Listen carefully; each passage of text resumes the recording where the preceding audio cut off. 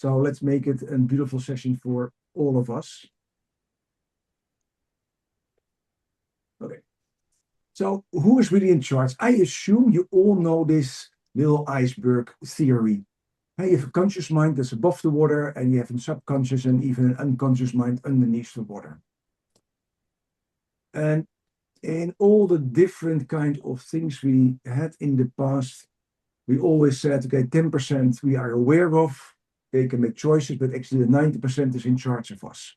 That's where our beliefs are living, our values are living, our experience are living, and yeah, it's subconscious or unconscious, so we cannot touch it.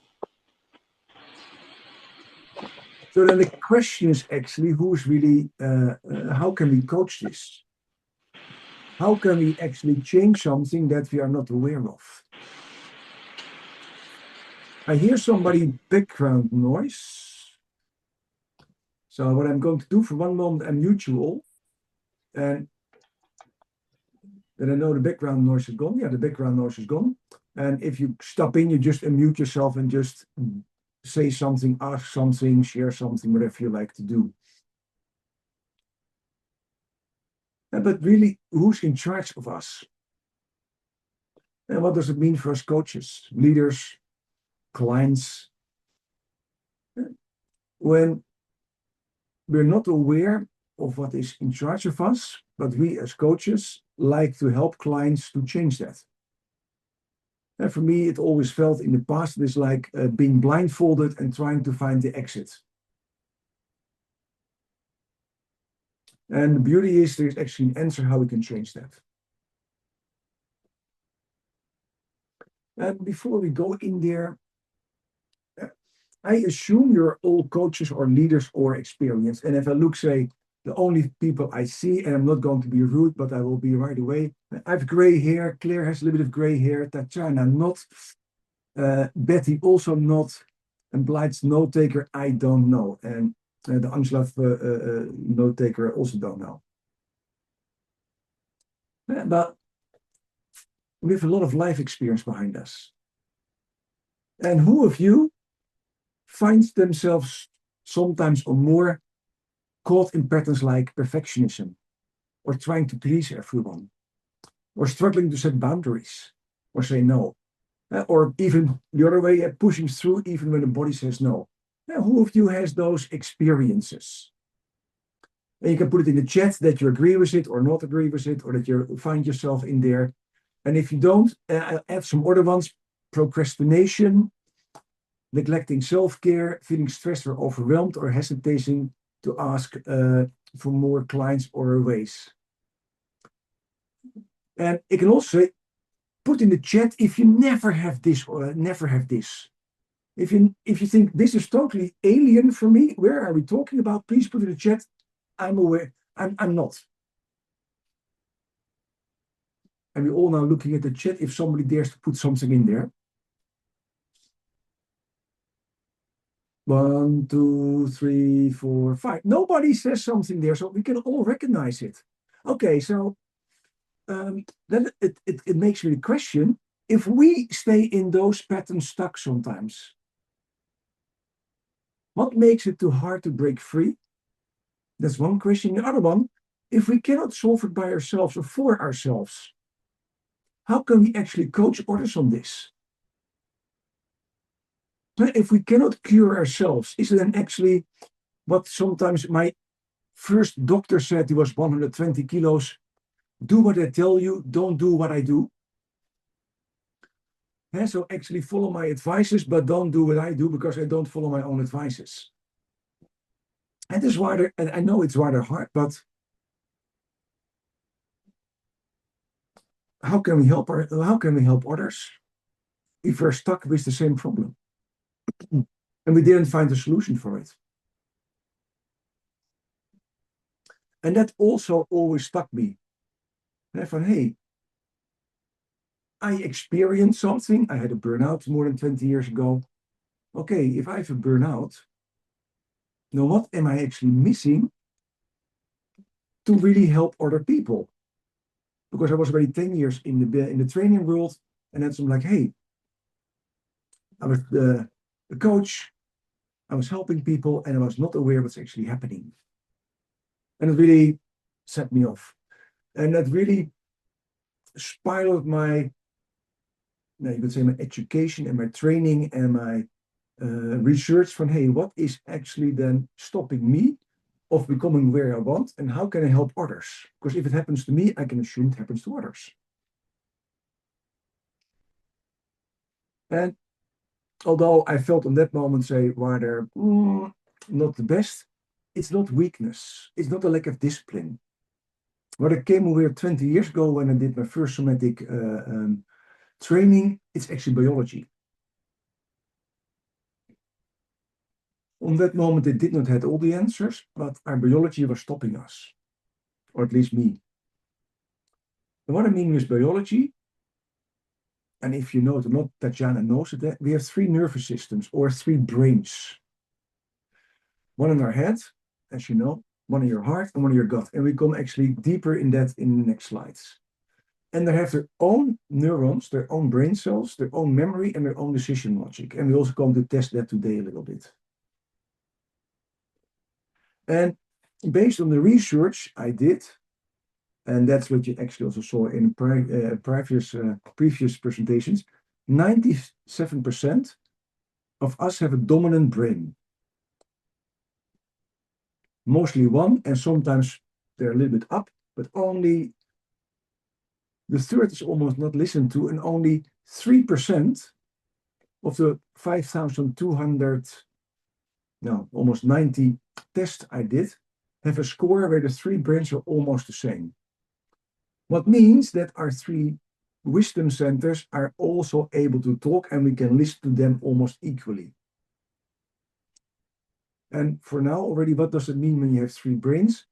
Just get the picture for one moment that you have 3 people at your table, at your dinner table. And they're your advisors. And actually make your decisions.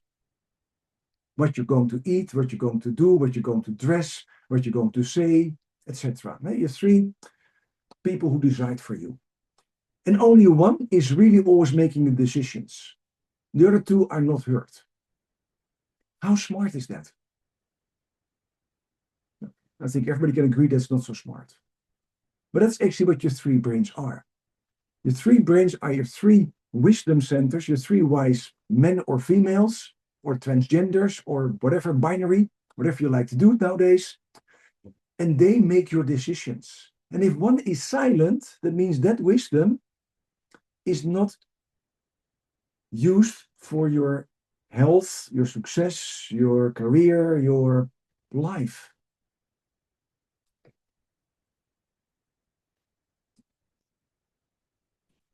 And if you really like to go long-lasting change, and that's what I researched in the last 20, 30 years, it happens only when your 3 brains agree.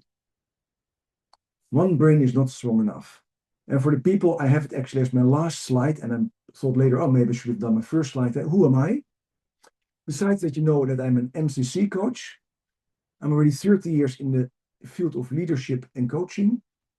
I'm a coach, but I'm also a therapist, clinical hypnotherapist, psychotherapist, and NLP master, Reiki master, constellations, etc. I started massively to become aware of what makes people change.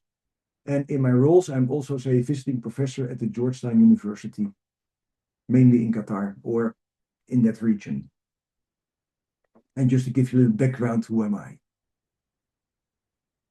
So let's go deeper in our self-analysis for a moment.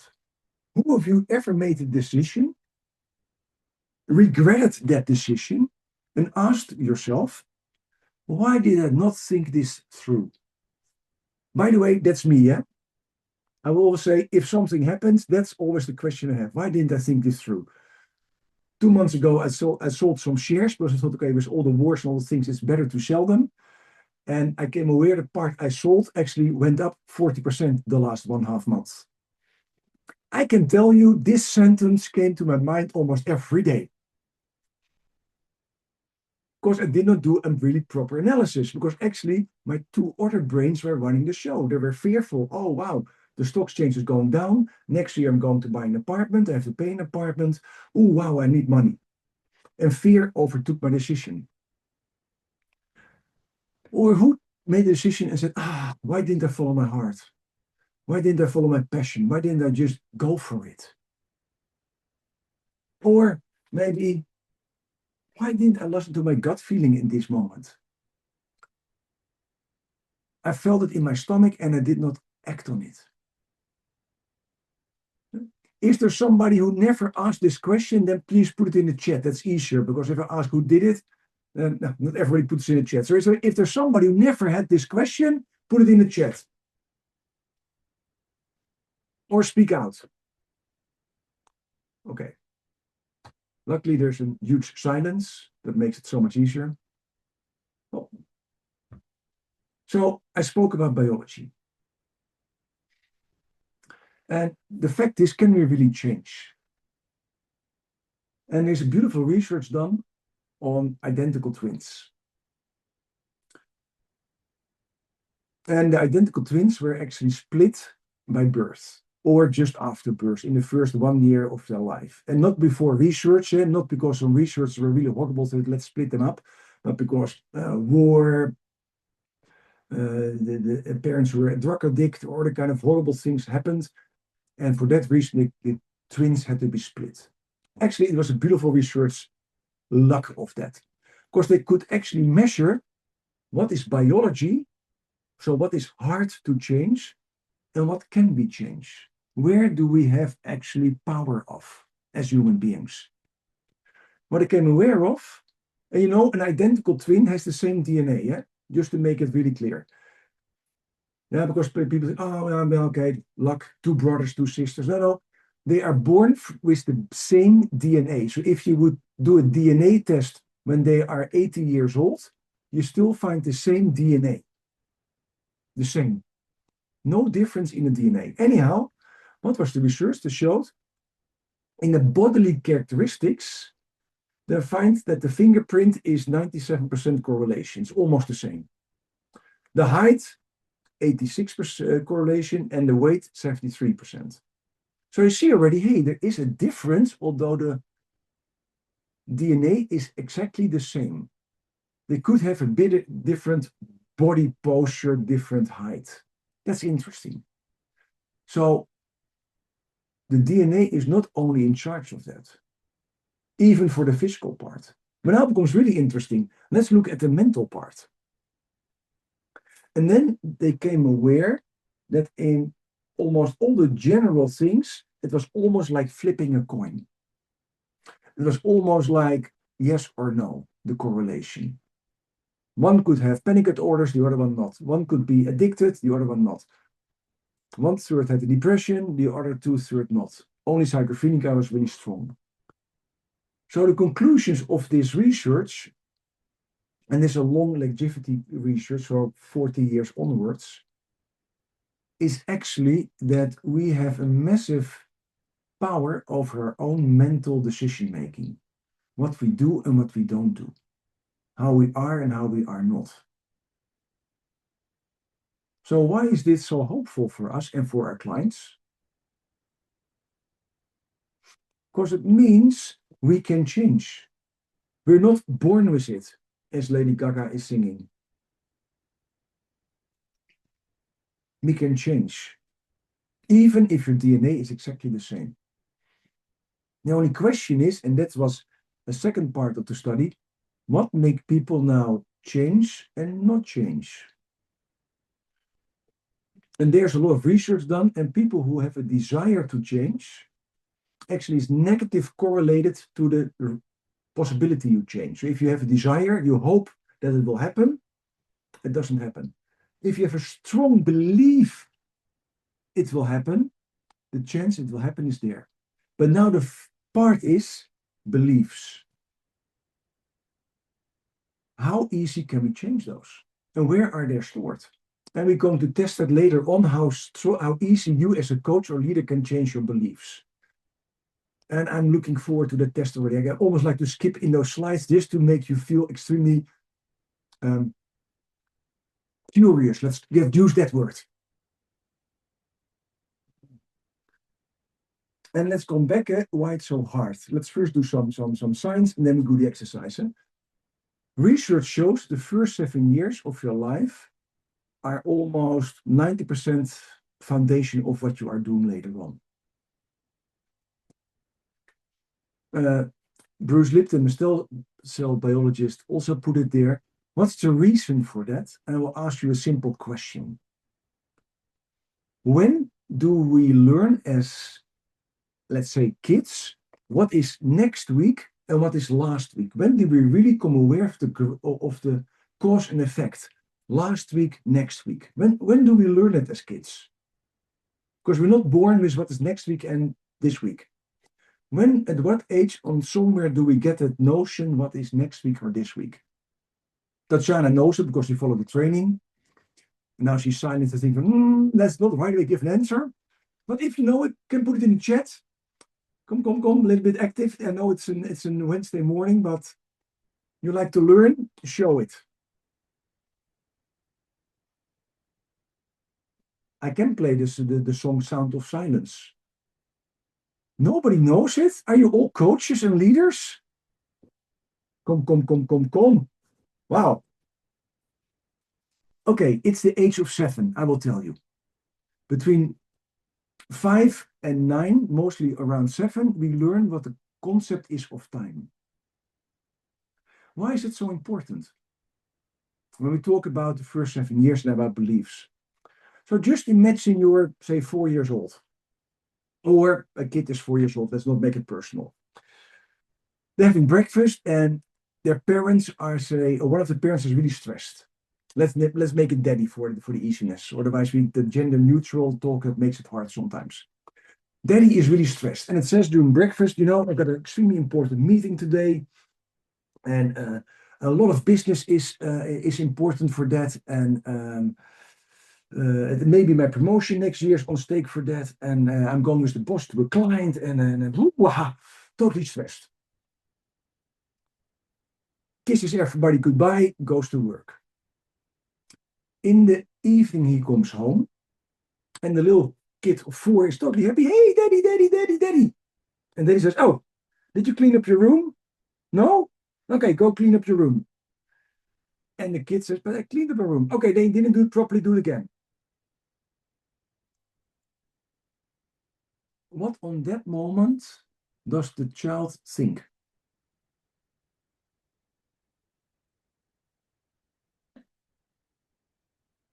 This is really important, eh? Does it think, Daddy said this morning there was a lot of stress.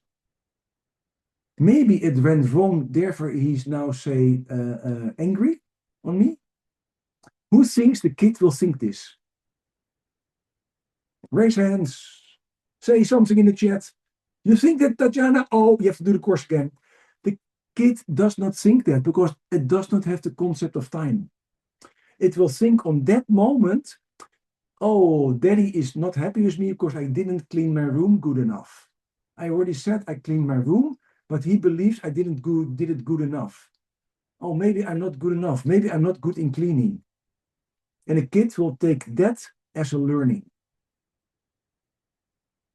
So in the first 7 years, before we know the cause and effect analysis, everything that happens in the moment gets installed in the moment.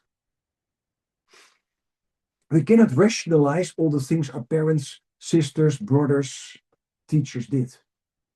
Therefore, the first 7 years, actually, it gets rather stored in what we learn. Therefore, 90% of our actions are actually coming from our first 7 years. Make sense what I'm saying? Everybody still on board? If not, just put it in the chat. I know everybody's a little bit silent. I don't know if you had your coffee today. Or it's just a Wednesday day, because you're so silent, I get nervous almost. And I don't get so many times nervous. Anyhow. Can I say, Chris, I once heard that actually I heard it with 5 years. What happens before you're 5 years old, it's like it's carved in a stone. Yes. Later on, what happens in life, it's like writing on a chalkboard. You can write it, you can wipe it away, you can rewrite it, you can always change it. But before that stone carved picture kind of stayed in my mind. That's a beautiful analogy. Thank you for sharing, Tatjana. That's a beautiful one. And it's actually partly true. in that part. And now another thing, before year 3, it's even worse. Because before year 3, our brains are not developed. And just to ask you a question, and then maybe get the concept of this, why Tatjana just said, who has a memory before the age of 3? Claire has one. Tatjana has one. Do you have full memory or just a little glimpse of something extremely happy or extremely painful? Is it a normal day or is it something more emotional charged? Emotional charged, yes. Yes. Benan also. Okay, so we don't remember the normal thing. So now I'm going to ask a question. The answer is no, by the way. I know you don't answer to me, but the answer is no. So if we don't have a real memory before the year of 3, only 3 had it here, we saw here, is it then allowed to abuse our kids, to put them in cold water, to give them slaps, to forget to give them food? The answer was no. So although we don't remember, we do remember. That's what the German mentioned is carved in stone. We do remember, only we cannot access our memories on that moment. And that's because, and it's already the first part, the first 18 months of say, after being conceived, that is 9 months in mama's belly, 9 months out of my belly, your brain is growing with 250 million neurons, connections an hour. This one grows massively. And it makes sense, because if this size would be born by my mama would have hated me, although she loved me. Because this cannot come out of a mama. And so our brain is smaller, it grows massively. And the first 3 years, our brain, it keeps on growing. 5 to 15,000 connections every brain cell has, and it has to grow. Up to 3 years, that is being laid down. After year 3, it gets pruned in optimal condition. So after year 3, it's pruned back, it's optimized. Therefore, the first 3 years, we don't remember so massively here. Only some really highly emotional effects. Now, but we do remember them, because there is research done about, say, insecure attachment. Kids who have an insecure attachment have more anxiousness, are more bullish, or actually are totally disorganized in their decision making. So we do remember. So the question is, where do we remember that? If it's not in your beautiful head, where do you remember that? And then the answer comes, what I said, in your heart or in your gut. We have 3 biological centers. The head brain, we know. This one, and that's the one that has future and past. That's the only part of your body that knows tomorrow and yesterday. So if you have a post-traumatic stress syndrome, actually a part in your brain is, say, almost stuck in time. That's what we call post-traumatic stress syndrome. And it knows, of course, language. It's the only part that can actually create words. We have a head brain, we have a heart brain, discovered in 1994 by Dr. André Moore, the cardiologist, 40,000 neurons. And what does your heart do? It's about connection. It has a huge allergy for rejection. And the question is actually, will it be accepted? Does it honor my values? And if people think, how does that work actually? Now, who of you ever had a broken heart? Why do we have a broken heart and not a broken head? Because your heart actually can release oxytocin, that's the love hormone, the bonding hormone. And when it is taken away, your heart feels it.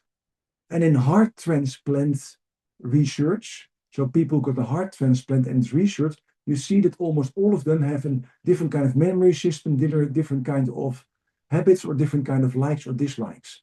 Everybody with a heart transplant has actually some behavioral change, or has some change, because the heart has actually a memory. The third brain, and that's, I would say always, I say the most beautiful brain, that is your gut brain. That's the oldest brain. We all started like this. Every living organism started as a digestive system. And who of you saw ever the movie Avatar, or maybe The Matrix? Okay, so that's beautiful. And you see how they are connected then. Where are we connected to mama? In the belly. When we are connected to mama in the belly, where's our connection point? Like in Avatar, in our head, or in or the Matrix?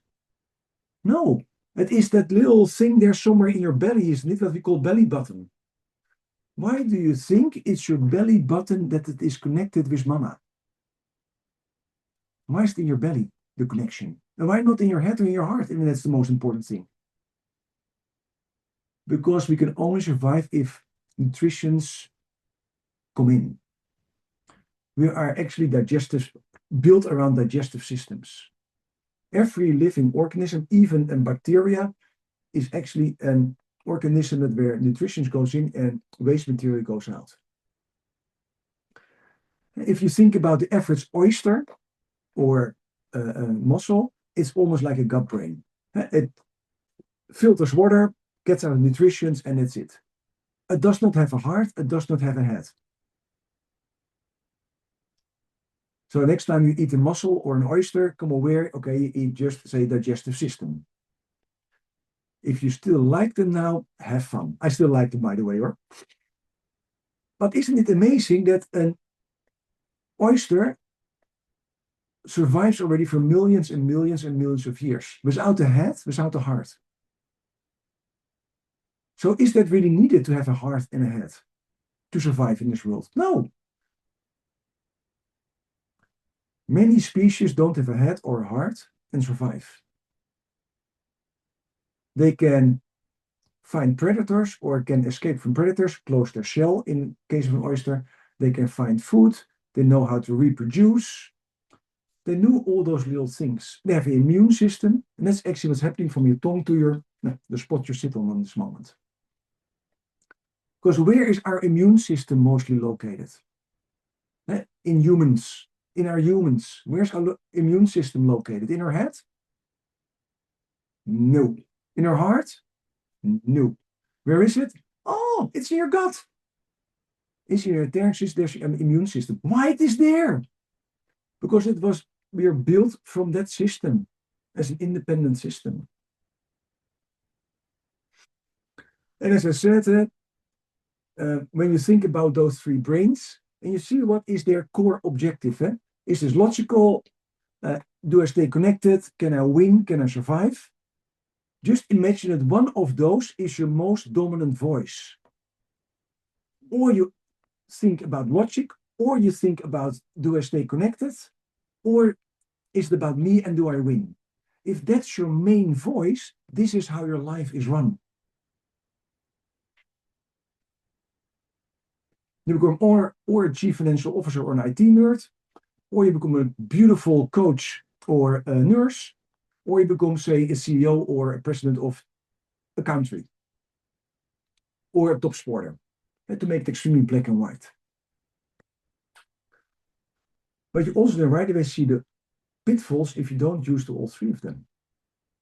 So let's a little bit go in deeper. What are their strengths and pitfalls? And then we do the exercise, because then you know everything, and then we're going to have fun. So what's the strength of the head? It's strategic, it's factual, it's logic, it's analytical. You can read it. What's the pitfall? Too critical, too judgmental, following procedures, perfectionism. So everybody, when I said who sometimes has perfectionism or those kind of stuff, hey, your head is actually running in the pitfall. And what's the energy? To be wrong or have their knowledge or work criticized. When you think about the heart, it's empathic, team player, enthusiastic, optimistic, persuasive, courageous, smiles. Do you already recognize yourself? Because most coaches have a heart-brain dominance in their score. In the previous presentation I did, I shared all the numbers in the data analysis of 5,000 tests. And you see that coaches, if it's now a life coach or a business coach or an executive coach, they all have their heart brain on average as the highest score. And that means we also sometimes are too naive, too optimistic, too trusting, can say no, or have clear boundaries. Because we're there to help others. We listen to a story of a client, although we know the story from 10 other clients, and we still think it's interesting. That's our strengths. What is our really energy to get confrontation, rejection, or being seen as unfair? We cannot hurt a heart more than reject it. The gut, I would always say that's the winner. It's decisive. It pushes through all the things. It's goal-oriented, big picture, competitive risk-taking. But it's also egocentric, impatient, focused, lacking empathy, escape or attack, and manipulative. Do you recognize your average president of your country in there? Kidding. What's the energy? Weakness, saying sorry, or being dependent on others. So now think again, if one of these brains is running your life, this is actually what's happening with you. These are actually where you sometimes don't succeed. My score was heart, gut, and my lowest score was head. Therefore, I had the question sometimes, shit, I should have thought about this longer. Therefore, I trained myself to bring the head up in the scores, to get a more balanced scorecard in that part. That my head is part of my decision making before I do something. Okay, I have to say, 2 months ago with my shares, that part was a little bit out of whack. I could, luckily, a couple of days later, do a little bit smarter, but still, a lot of damage was done. But I came aware again, if you don't have all three there in a decision, it can cost you, in this case, money. But it can also cost you health. If your heart is the most important one, and you just have to read the book from Garma, When the Body Says No, you're prone to burn out and to chronic diseases. Because you put all your energy in others instead of yourself. Because if you don't listen to your gut, where your immune system is located, and you should press your gut where your immune system is located, what will happen usually? Beep.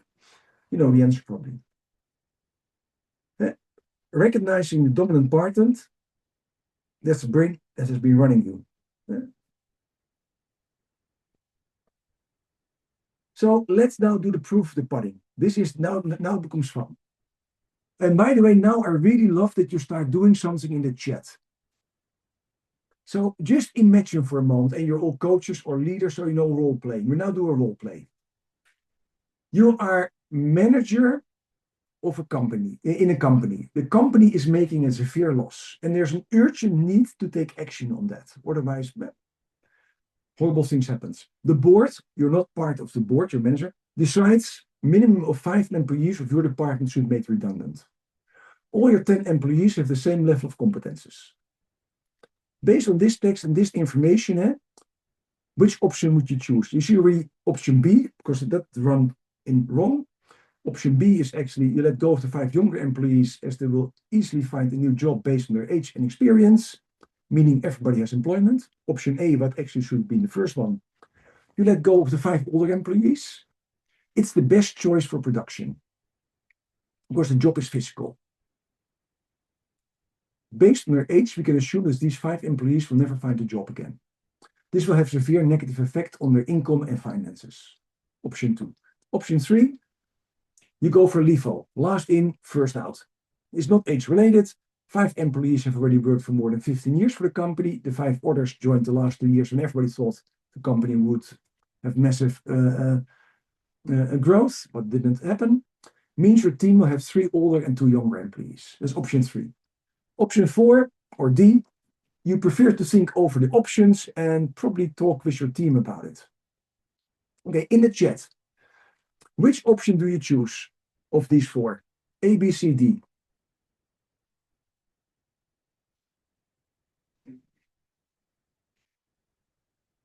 Okay.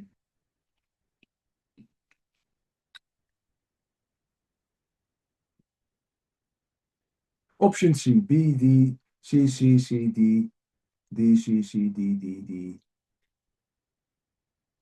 One says B, Tatjana. Ah, Tatjana, oh, you're such a sweetie. Ah, Dongwei. Dongwei. I don't know who you are, Dongwei, but you did something amazing. Of course, I will not ask you the next slide. Who of you choose A? Dong And also Benan did that. To choose A. Why do I ask that? Because now something happened. Option A is actually the only option I gave that addresses the company urgent loss, that gives you information about it. The slide talked about severe loss, urgent action, 5 of the 10 have to go, and they all have the same competence. That was the text. Severe loss, urgent action is needed. Option B, C, and D answered the question about the employees, not about the consequences of the company. Only option A gave you an insight that this is actually having an improvement because it's the best choice for production. What happened? Your 3 brains rewrote the question or the answer. In milliseconds, your own values, belief, protection, reactions stepped in and influenced your decision. It's not wrong. This is your biology working. So let's do it again. Let's see if we learn. So this is the same. A, B, C, D. Same text, same course. Severe loss, urgent action. Let's see it again. Let's vote again. Now you know it. Who's going to choose A? Are you going to choose A?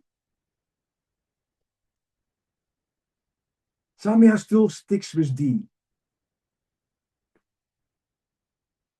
And still C and D and C and D. Oh, I love you all. You know that? I still choose D. Alice. Okay, I love your stubbornness. I could use a different word for it, but that's okay. Yeah, I'm making fun of you because this is what happens to all of us. And I point my fingers at myself. What do you notice inside if I say you have to go for A? You still stop. You know the answer. This is the good answer. And still you don't do it. I gave you there the answer. The answer is A. And still you choose, most of you choose B, C, or D. Why is that? Your 3 brains are disagreeing with each other. And probably your heart or your gut says, I'm not going to get rid of the older employees. And good from whose point of view? Amanda, also from yours, the company will go bankrupt. That means everybody gets sacked. Everybody is unemployed. Welcome to the real world.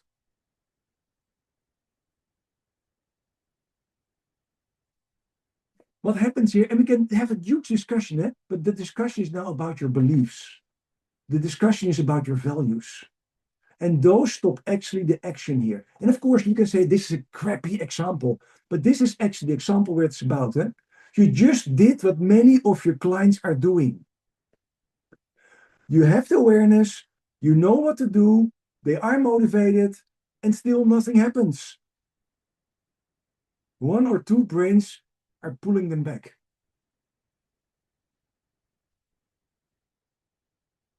Not if all the put up, yes, I know, Amanda. And sometimes when happen, I know, but I told you one thing, and that is where we are about. Based on this text and this information, which option would you choose? I didn't ask based on your values, your experience as a manager, as a leader, as a coach, as a human being, as an amazing person, what do you believe is the best? I didn't ask you for that. I asked based on this text. What we cannot stop is our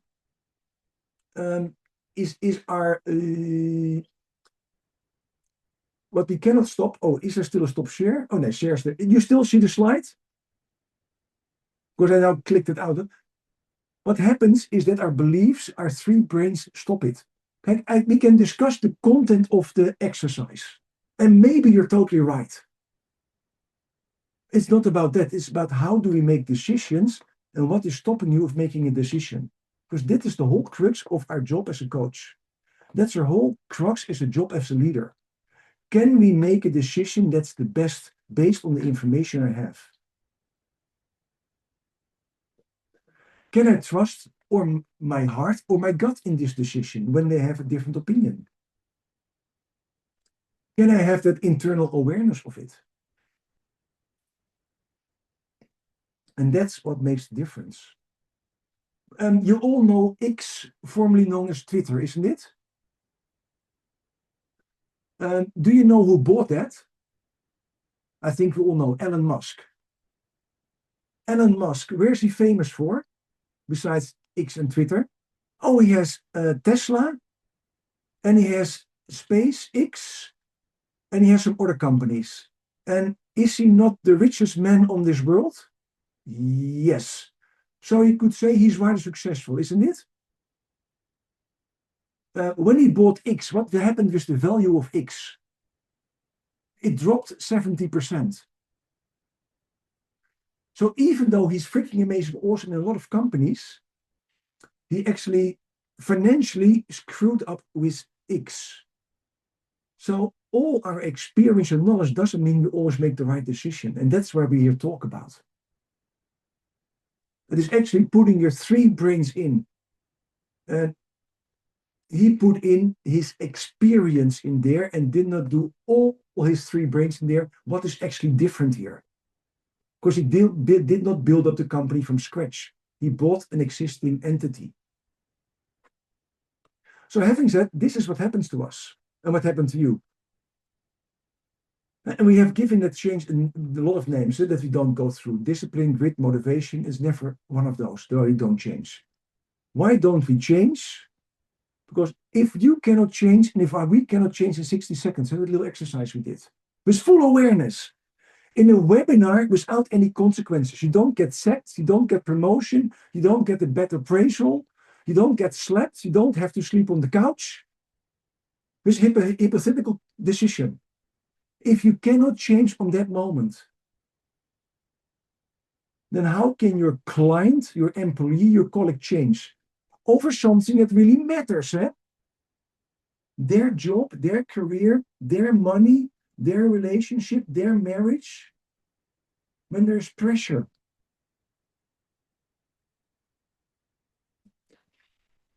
The answer is three brains alignment. If your three brains are in, it makes the difference. That's what you just experienced. And you can disagree with me, that's not okay. But you just experienced that you cannot change even though you know the answer. And that's what happens with all our clients and with me. Hey, I proved it 2 months ago with my shares. And I already teach this 8 years. Just like Tesla, I made the wrong decision, or Elon Musk, although my loss was not so much as Tesla's. We're talking about thousands of euros, not about billions. So then we come back at what do we mostly do as coaches and as leaders and actually in life? We do give the classic advice that we're perfect for toddlers. And what is it with toddlers? How many times does a toddler have to fall down before it can stand or walk? Who knows the answer? You can put it in the chat. How many times do they have to fall down? Oh, by the way, now I see the chat because based on this, but the change would have been a lie to who I am. Politely disagree. Change that we want to change, not to become someone who isn't aligned with our values. Hundreds, many times. Okay. The answer before that, I will come back to it. Now I see them. Excuse me, I didn't respond to those. I love your responses, by the way. But yes, kids have to fall down 1,000 times before they can stand only. And by the way, you know what's so funny about values and beliefs? Of course, we think that is who we are. But actually, are you born like that? No, your values are actually how you are raised and how your three brains are more trained and educated.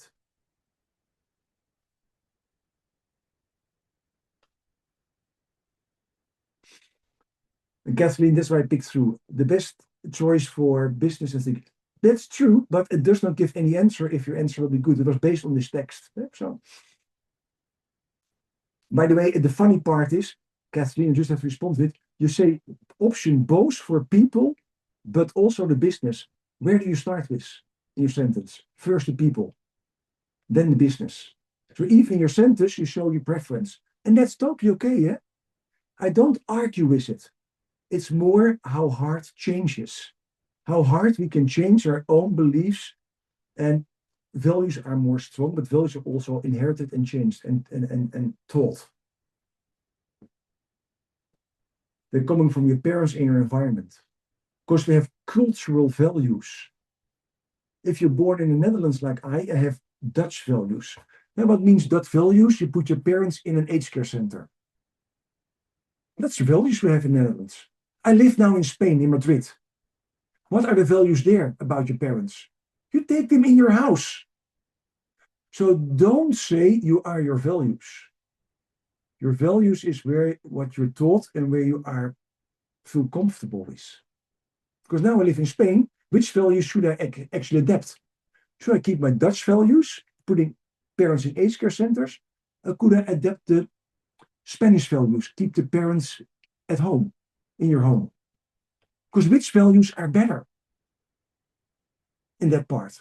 No, they're actually how we are raised and what we think. No, you are not your values. You live your values.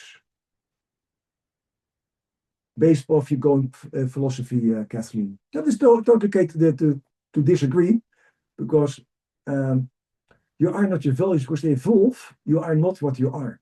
Now, that's a different kind of philosophy question. I'd love to discuss that later with you or see your insights and see where it's coming from. Anyhow, toddlers, they fall down 1,000 times. So that means if we give advice to a client to change, and we say, practice this behavior, make your action plan, do it for the next 30 days. Research shows actually that 90% stops in 2 weeks. And they don't do it.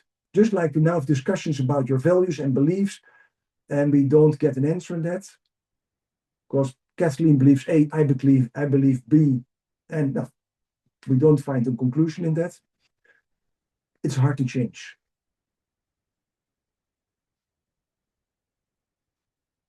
And the funny part is, and I was just teasing you, Kathleen, by just disagreeing.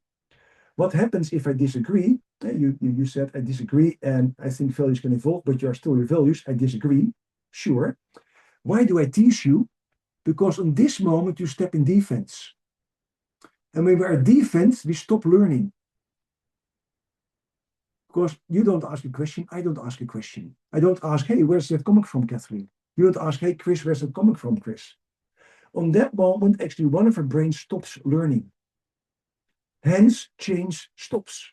Because we get an emotional part. In our disagreement, your heart or your gut steps in. They get emotional, and poof, the learning stops and the change stops. So what we did as an amazing thing together, high five that, Kathleen, is proved actually how we actually stop change. We're getting emotional, stepping back in our value. So thank you for that. I'm not emotional though. That's okay. It's okay to disagree on that part. Then it's on the head. That's also okay. And still not a question. And that proves my point. Please don't tell me how I feel. That's not okay. That's okay. And now we are where we are. My excuses, Kathleen, but we just proved actually what stops learning. What we just did together stops learning. So thank you so much for being, say, not ask or volunteer for that. This is going to head off. Thank you.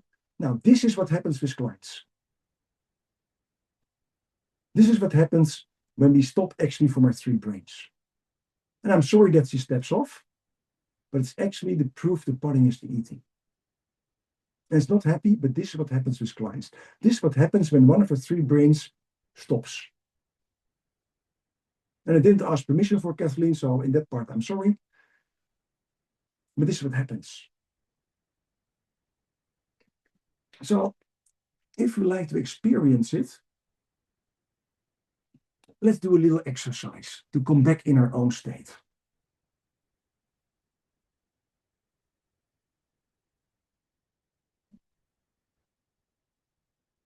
Can we not be in a position to understand what you're saying, but after reflection disagree? Absolutely. You can logically disagree. But say if the facts are different, are we willing to change our position? Or are we willing to ask a question? Eh? So actually, is there? Eh? Like I said A, the other person said B. The only question to find each other is to ask questions where our coaches are amazing in. So from, hey, Kathleen, I hear you say that, or person A, I see you say, where's it coming from? What are the facts or ideas or beliefs that give you this? So I really start understanding the other person. And from that position, I can learn and I can or adjust my own opinion, or based on that, I can ask other questions. So you're totally right. But the moment we don't ask questions anymore, but we stay in our position, we're not willing to learn, actually change stops. That's the whole point. Change stops when we don't like to learn anymore, when we stick in our position. And when we stick to facts. Now, why do we stick to facts? Even though we hear that our other facts could be true. And I call it emotion. It is because one of your other brains steps in. Because just think about it. Why would you not like to learn a different opinion?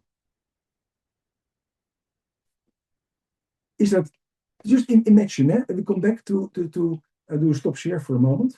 This is really important. Just imagine for a moment. You're in the savannas. There are lions there and other kind of things that like to eat you. Would you be willing to learn if somebody says there could be lions there? Absolutely, because it's survival. Learning helps you to survive better. Only we don't have lions in this world anymore. Now, they still have, but not in our work. Learning diminishes your risk of being, of failure, of losing, of getting eaten. Learning helps you to survive better.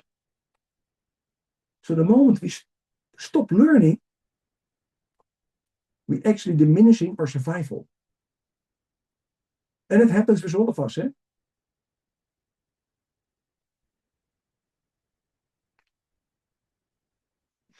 And so that's the whole point behind it. So I totally agree. Eh? Based on facts, we can disagree. But the fact that we are not willing to learn from each other means there is an other brain involved in there.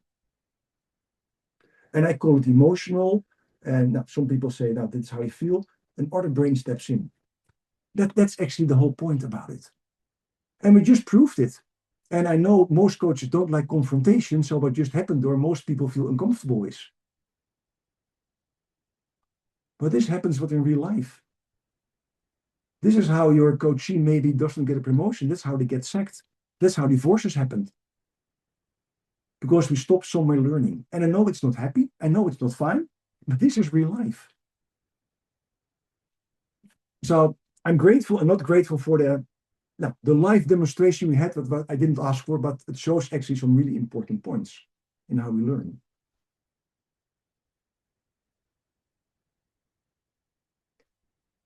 So a little exercise. And now to become aware how your three brains talk. So a little exercise. First, I'd like all of us to get back in our state, because if we still are thinking about what happened in the past in this webinar, then some of us still feel, hey, our three brains are not there.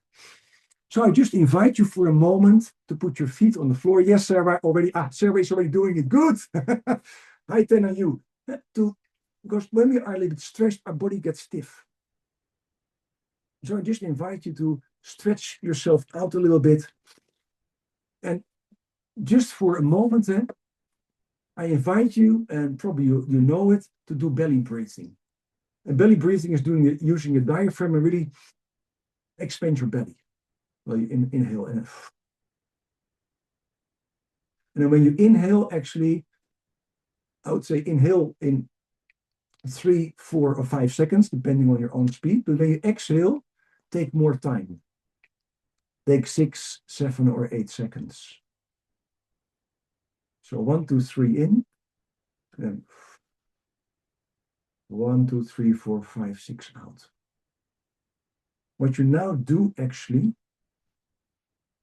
is synchronizing your three brains again by giving signals through your sympathetic and parasympathetic nerve system.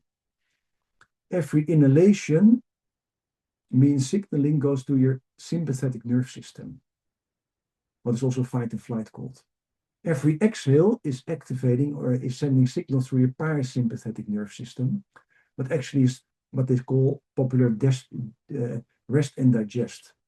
But taking that one longer than the other, your system slows down again.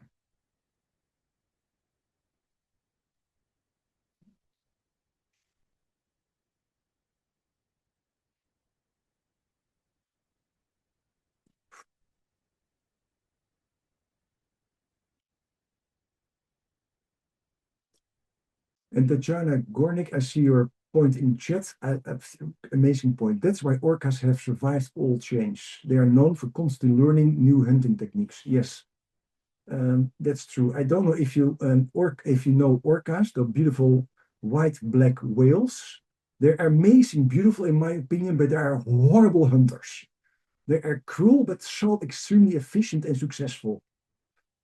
Don't watch it on YouTube. I can tell you if you're sore, if you're a little bit, say, soft-weak like me, because you don't like to see how they hunt, but they do it amazingly. Because they learn massively, yes. Adaptation. Yes. Apex predators, but highly emotional as well. Yes. They also grieve when one of the group is dying and all this kind of stuff. Their emotion. In my opinion, they're beautiful animals. And yeah, they are extremely perfect in what they are meant to do. But if you are a little seal, then you are not happy with them. So this is actually how you can get your three brains back in place again. So if we go back, and now I'm going to play screen. I do share, we come back to the screen.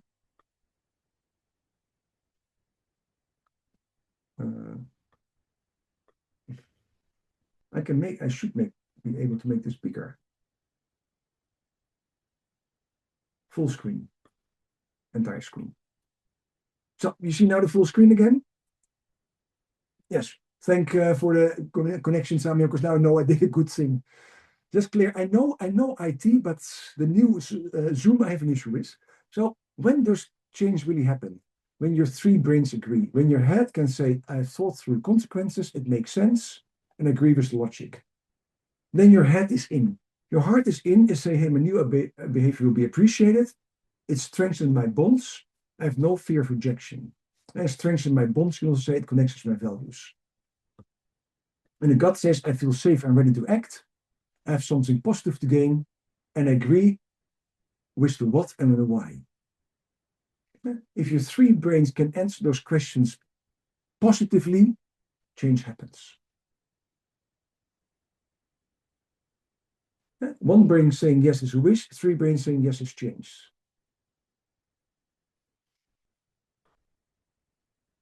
So what we already said here, our dominant brain or dominant brains, some people have two more dominant, has been there for 20, 30, 40, 50 years. So if you don't listen to the other two, the same conversation will be there, the same clients have their own issues and will still hitting the same ceilings. They will not get where they want to get. They will not become the best manager, the best leader, or they will not get a promotion. And the same restructure will fail the same way. In other things, in other presentations show that actually culture change projects only have a success rate of maximum 41%, according to McKinsey, Boston Consulting Group, and all the kind of research. And the same relationships patterns will repeat themselves over and over again. And what's the solution? Knowing your dominant brain is not the only thing that changes it. It is listening to the other two and bringing them on board. We need three to change. Your three people on the table where we started with, they all have to speak out loud and say, yes, we are in. Then it will happen. And just one slide from a previous presentation. If you didn't see it, artificial intelligence, ChatGPT, Claude, Grok, is actually already doing 90% what we can do in the transactional part of coaching. What that AI does brilliantly, and if you are willing to see the whole presentation, you can come, I think, tomorrow. Tomorrow I'll do the presentation about AI. Because clear, I'm actually a tech smart guy, although it didn't show it now. Language patterns, it outperforms us. Pattern recognition, it knows it because everything can be uploaded in ChatGPT, Claude, or whatever, and they know thousands and thousands and thousands of coaching species of conversations. Cognitive reframing on demand, pattern recognition, and by the way, they're always available and infinite patient, and they probably don't piss off people like I just did or make them really feel uncomfortable, because that's not what AI is taught to do. The confrontation is not an AI quality so much, even if you train it in there. What can we do? What can we bring to the table what AI cannot copy is our heart and gut presence. If we bring in our whole system, we can do something else. Co-regulation, embodied presence, sensing what's absent or decent. And what I mean, sensing what's absent or defended, who of you ever came into a room where people were and you felt the atmosphere? Yes, like, hey, something happened in this room. I see Samia nodding her head. Thank you. This is actually what AI never can do. This is a human skill where in training, and I talk more about how we do that, but that's a human skill we can train and what actually makes a huge difference. Sensing the energy. Calibration real and holding the space of not knowing. Because we can be 10 minutes silent, just letting the client be there and talk about it and have his emotions. And we can respond when the client gets emotional in a different way than AI can do.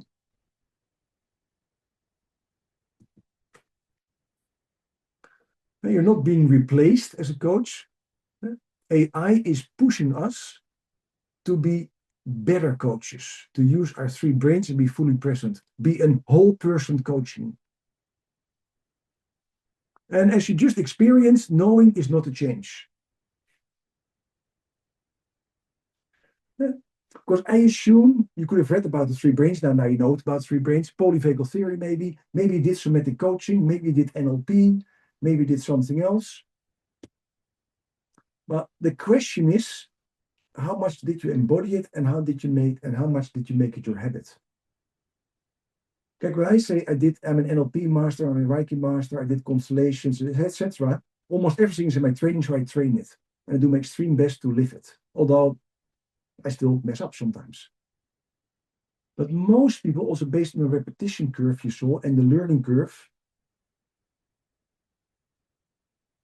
know it, but it did not become doing it. It did not embody.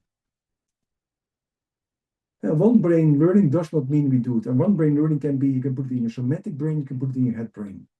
It doesn't mean you learn it right away. So I'm just having a question for you. You now know the power of your three brains and what can happen. You know the exercise and we know the discussions about it. My question is, how are you going to use and embed it?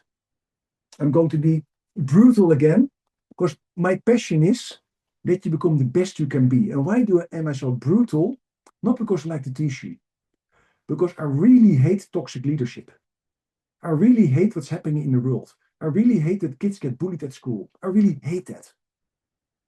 And the only way to stop it is if we really start using our three brains and become, say, human full beings. Not only logical, not only gut brain, not only heart brain, but all three of them.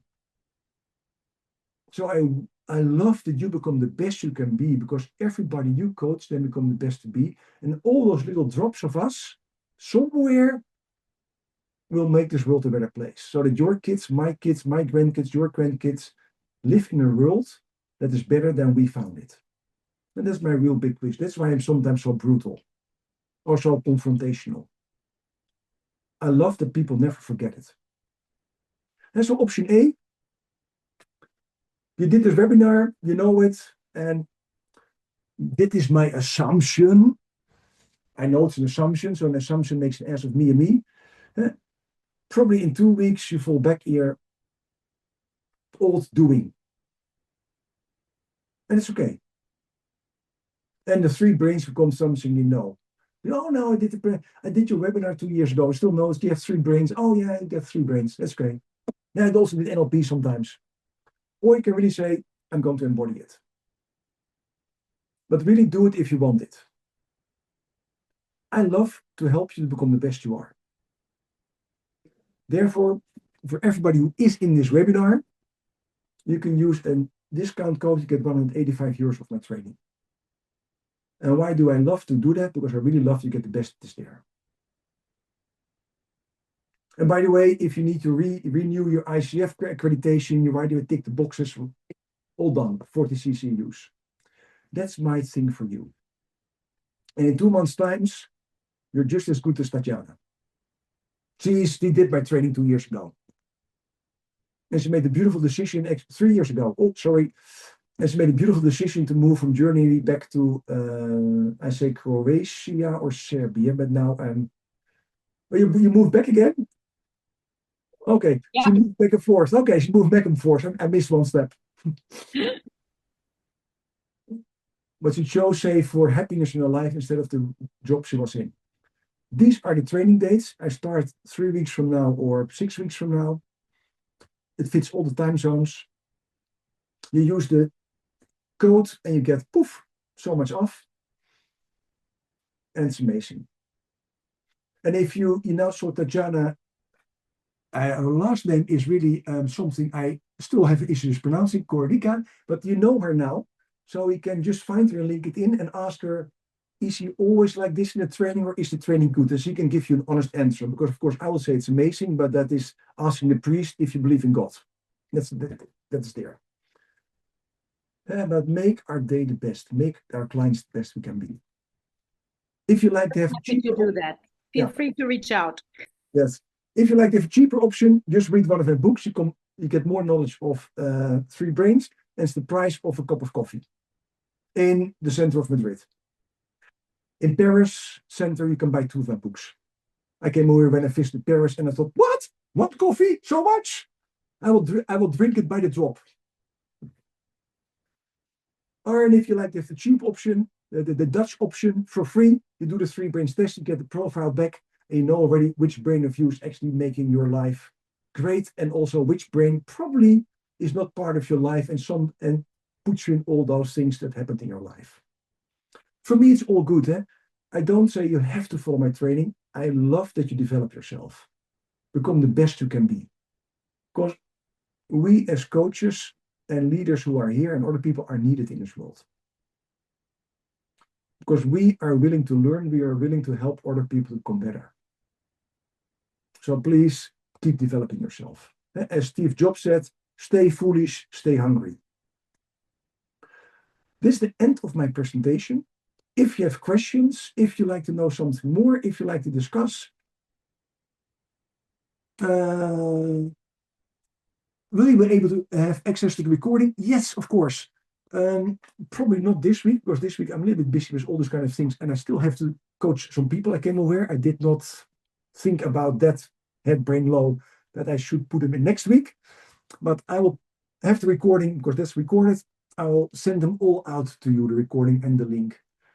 And probably I will put them in an invisible YouTube place, so you can find them in YouTube invisible, so with a link that's only for you.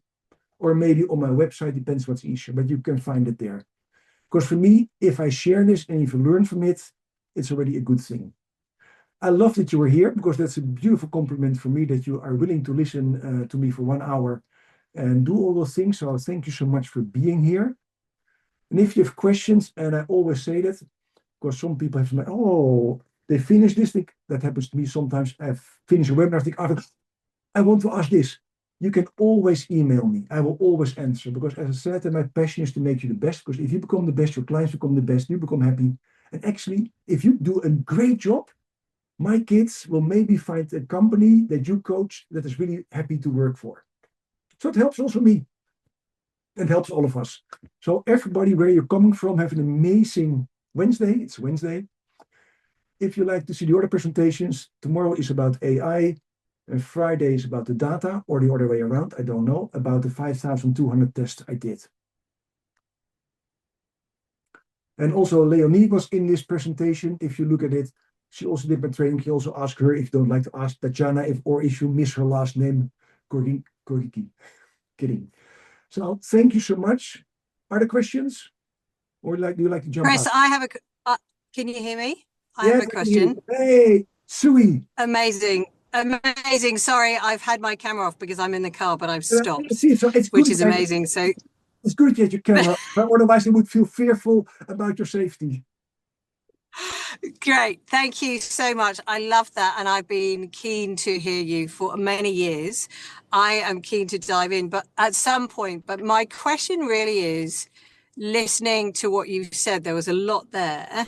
As a kind of first time listener, although so much of it makes sense, where would be, like, just from now, if I was to literally action a couple of things in coaching sessions in the next couple of weeks, what would you say would be the best place to start for me? Sui, great question. Really, this is a great question. So everybody who's still here, listen. What is the biggest breakthrough for clients? If you listen to them, then somewhere you will probably get an idea if they're more logical talking, more emotional talking, or more about themselves talking. Dropping in the question, just imagine for a moment, dear client, that you would just follow your heart. What would you do? Or drop everything and you would just follow your gut feeling. What would you do? You will become aware that, or you say to me, hey, Chris, just imagine you drop all your beautiful feelings for a moment and you would think it through before you make a decision. What would you do? Then you will have a massive breakthrough in your coaching because your clients will, oh, wow, never thought about that. And they really will see it from a different perspective. I can tell you that question already, or those 3 questions, depends on the client, will have a massive breakthrough in your coaching. And I can tell you from all the trainings I did and all the coaches who I then almost forced to do it once with their clients, they always report back, it's amazing, Chris. The whole coaching broke up in a beautiful way. And the client had insights. It's like, as one client coach, I still remember, said, Chris, why didn't you force me to do it after session 1? Because now I did it with my client in session 4 with my client. My client said to me, why didn't you ask me that in our first session? So she was complaining that I did not force her to actually start this question after the first session we did. Because her client really was so happy with it, but also disappointed that actually in the 4th session he became aware of it. But that's one thing. And Sarah has a sore arm for holding her hand up. Sarah, how can I help you? Thanks. That was actually one of my questions. So thank you. But I have another one. So I'm okay. That's good. First of all, I'll start with a thank you. Thank you for living it. Thank you for embodying it. It was probably not the way that you planned, but you really brought us back into our bodies, like after the experience. It was almost as if it was planned, but thank you. My question is, you mentioned, and I've read this a few times, like it's not enough to have the desire, or there's a negative correlation between desire and the actual change, and the belief has to be high. How do you use this 3 brains technique to get the belief high that change is possible? It's also an extremely good question and really good listener, Sarah. All kudos to you, because I just sent it as an in-between sentence. That there's research done that desire negative correlates, say, with the outcome, and beliefs do it. If you think about the placebo effect, that's actually based on belief systems. Now, so how do you change that? Now, it is actually, if you like to change beliefs are, let's make it black and white, stored in your heart or in your gut emotionally. And I say emotionally, they have an emotional connection with it. Most of our beliefs that are doing with connection or not good enough are stored in our heart, based learned from our parents, our sisters, our brothers, or the close family systems.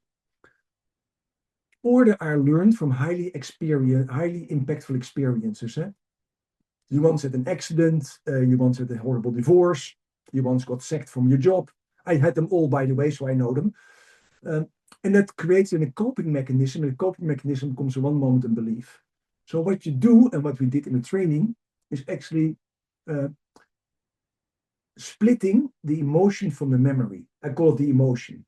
So if you have any memory of that you once had an accident, and you don't have an emotional feeling about it anymore, it doesn't mean you now have to do the coping mechanism. You can now freely choose what to do.